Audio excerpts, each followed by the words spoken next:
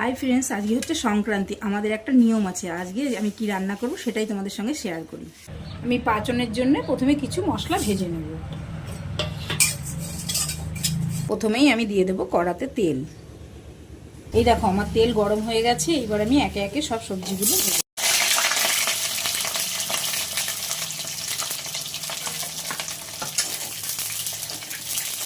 একটু দিয়ে দেবো হলুদ, একটু নুন দিয়ে এইভাবে আমি সব সবজিগুলো একে একে ভেজে নিই। এই দেখো ফ্রেন্ডস, যেই সব সবজিগুলো আলাদা করে ভেজে নিতে হয় সেগুলো আমি ভালো করে লাল লাল করে ভেজে নিয়েছি। এইবার আমি কড়াতে দিয়ে দেবো পাঁচফোড়ন, তারপরে দিয়ে দেবো কিছু নারকেলের কুচি আর কাঁচা লঙ্কা। এবার এগুলোকে ভালো করে ভেজে নেব। নারকেলটা ভাজা হয়ে গেছে। এইবার আমি দিয়ে দেবো এই সবজিগুলো। এইগুলো যেহেতু আলাদা করে ভাজা যাবে না, তাই আমি এগুলো ভাজি না। এবার এর মধ্যে নুন হলুদ দিয়ে এগুলোকে লাল লাল করে ভেজে নেব।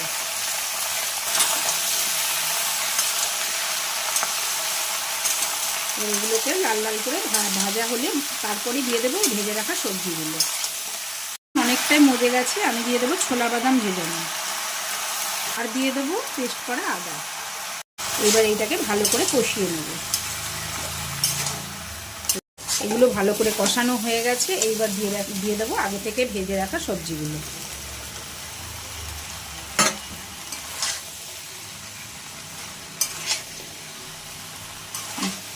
এইবার এর মধ্যে দিয়ে দেবো জিরের গুঁড়ো। এইবার এইটাকে ভালো করে কষিয়ে নেব। আর এর মধ্যে আমি আর কোনো মশলা দেবো না, কারণ এটা নিরামিষ হবে পুরো তরকারিটা। আর এর জন্য আমি একটা ভাজা মশলা তৈরি করে রেখেছি।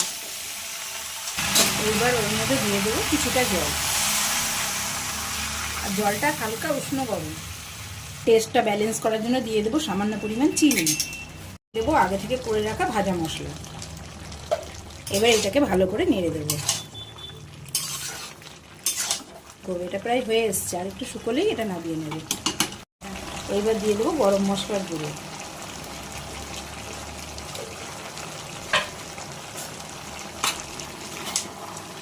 তোমাদের এই সংক্রান্তির দিনে কার কার এই নিয়ম আছে আমাকে কমেন্ট করে অবশ্যই জানিও।